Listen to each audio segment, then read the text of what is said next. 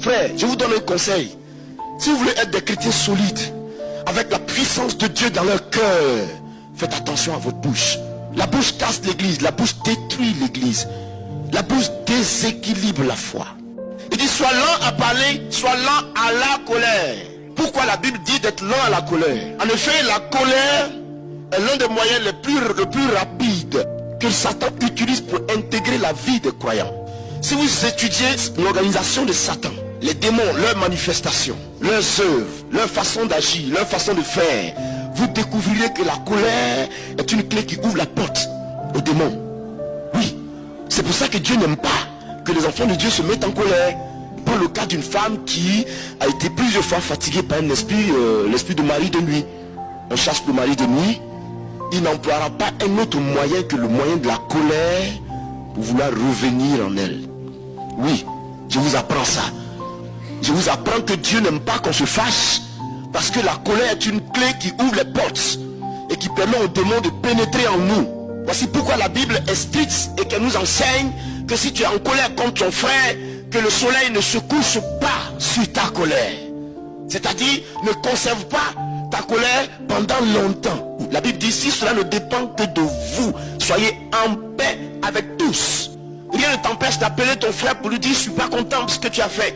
Je préfère. Mais quand le chrétien conserve ces choses et il boude après, il détruit sa communion avec Dieu, il détruit sa relation avec Dieu, il détruit la grâce qui est posée sur lui. Il se rend inefficace. Il y a une femme qui était à l'église chaque jour, c'est d'elle qu'on doit chasser le démon. À chaque guc, elle est partie. J'ai remarqué au moins 7 fois, je l'ai appelée. J'ai dit, ma fille, qu'est-ce qui se passe? Pourquoi est-ce qu'on chasse le démon chaque jour et alors la semaine ne passe pas et il revient en toi? Mais tu ne peux pas tomber comme ça toute ta vie. Il faut bien que tu croisses, il faut bien qu'il y ait changement. Il faut qu'on arrive à t'imposer les mains, il n'y a plus rien du tout. Et chaque jour on doit te faire une délivrance comme ça, c'est difficile. Quel est ton problème?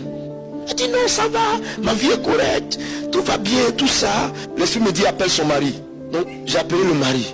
Quand il est venu, je lui ai dit, est-ce que tu es en paix avec ta femme? Il dit non, pasteur. Il dit pourquoi? Il dit ah vraiment, si tu peux nous aider aujourd'hui, aide-nous. Parce que elle est tous les jours en colère contre moi. Ce matin même, on a failli se battre avant de venir au culte. J'ai compris qu'il fallait lui donner le conseil, prier pour elle. Nous avons fait sa délivrance. Elle a fait un jeûne de 3 jours. Après quoi, on a prié pour elle. Elle a été baptisée du Saint-Esprit. Et je lui ai dit désormais, même si on marche sur toi, pleure, mais ne dis rien. Elle a commencé à appliquer cette parole. 4 mois après, le mari vient me voir. Il dit, dis-moi ce que tu veux manger aujourd'hui. J'ai dit, mais qu'est-ce qui se passe? Il dit, c'est moi-même qui te pose la question parce que je suis tellement content. Ma femme est transformée. Ma femme ne se fâche plus. Finalement, je pense que tu dois faire la même chose avec moi.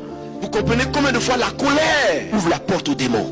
C'est pour ça que Dieu nous enseigne que tu sois lent en colère. Sois lent en colère. Maîtrise-toi. La solution à la colère, c'est la maîtrise de soi, la patience et la tempérance.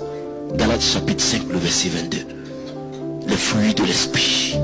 Dans l'œuvre de Dieu, dans le ministère du Seigneur, si vous n'avez pas de maîtrise, si vous êtes coléreux, vous bâtissez et vous-même vous détruisez ce que vous avez bâti. Imaginez-vous qu'un jour vous voyez quelqu'un évangéliste fougueux qui fait Dieu fait des miracles avec lui et tout ça. Et vous le retrouvez au marché de Villeurbanne. Le grand oin que vous avez vu, par lequel Dieu a opéré tant de miracles, est en train de se battre avec quelqu'un dans la rue. Parce qu'il est fâché. Vous comprenez que l'image de gloire que Dieu avait posée sur lui est ternie automatiquement. Qu'allez-vous penser de lui? Douterez de son évangile. Donc, vous bâtissez et par la colère, vous détruisez. Laisse Dieu te construire. Alléluia.